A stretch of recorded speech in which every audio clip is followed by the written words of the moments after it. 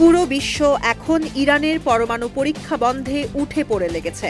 White হাউসের মসনদে Donald ট্রাম্পের প্রত্যাবর্তনের পর এই পদক্ষেপ এগুচ্ছে দ্বিগুণ গতিতে। ইতোমধ্যে ইরানের ওপর নিষেধাজ্ঞা আরোপ করেছে যুক্তরাষ্ট্র। আলোচনায় রয়েছে দেশটির পরমাণু স্থাপনা লক্ষ্য করে তেল আবিব ও ওয়াশিংটনের যৌথ হামলার পরিকল্পনা। যদিও প্রতিবারই হামলার কথা তুলে চুপ হয়ে যাচ্ছে ডোনাল্ড ট্রাম্প ও বেনিয়ামিন নেতানিয়াহু। এর পেছনের কারণ বহু প্রতীক্ষিত পরমাণু বোমা তৈরি করে ফেলেছে ইরান। সংযুক্ত আরব আমিরাত ভিত্তিক গণমাধ্যম দ্য ন্যাশনালের প্রতিবেদনে উঠে এসেছে এই তথ্য। প্রতিবেদনে উল্লেখ করা হয়, গেল বছর ৫ অক্টোবর ইরানের সেমনান অঞ্চলে ভূকম্পন অনুভূত হয়। রিক্টার স্কেলে এর মাত্রা ছিল ৪.৫। মাটির নিচে পরমাণু বোমার পরীক্ষার কারণে এই ভূমিকম্প হয়। যদিও গাজা যুদ্ধে ভূরাজনৈতিক উত্তেজনার কারণে বিষয়টি প্রকাশ করেনি তেহরান, বরং একে প্রাকৃতিক ভূকম্পন হিসেবে ধামাচাপা দেয় আয়াতুল্লাহ আলী খামেনি প্রশাসন। ভূকম্পের উৎপত্তিস্থল ছিল সেমনানের ৫০ কিলোমিটার দক্ষিণ পশ্চিমাঞ্চলে, যেখানে অবস্থিত শাহরদ মিসাইল প্ল্যান্ট। বিশেষ এই প্ল্যান্টটিতে তৈরি করা হয় সলিড প্রপেলান্ট ব্যালিস্টিক মিসাইল।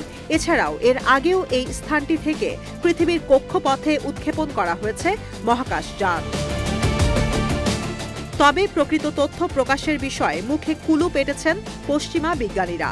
তাদের দাবি, আরাবিয়ান ও ইউরাশিয়ান প্লেটের মধ্যে সংঘর্ষে এই ভূকম্পন অনুভূত হয়েছে। জনস হপকিন্স বিশ্ববিদ্যালয়ের ভূতাত্ত্বিক বেঞ্জামিন ফার্নান্দোর দাবি, ভূত্বকের বিভিন্ন ভাগের ডেটা পর্যালোচনা করে বলা যায় এটি স্বাভাবিক কম্পন। পরমাণু পরীক্ষা ধ্বংসাত্মক হওয়ায় ভূকম্পনের বৈশিষ্ট্যও আলাদা।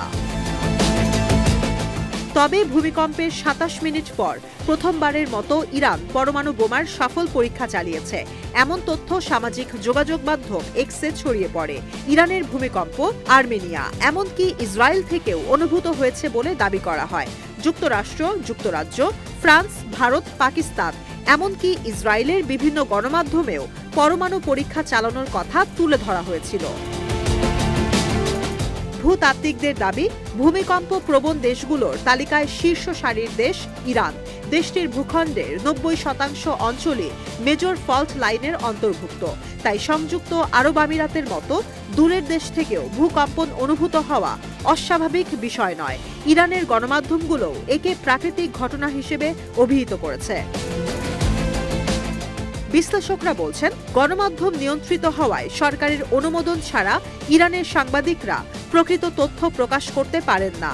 তাই খামেনি প্রশাসন যতদিন পরমাণু পরীক্ষা সম্পর্কে নিজ থেকে কিছু জানাবে না, ততদিন বিশ্ববাসীকে থাকতে হবে ধোঁয়াশায়।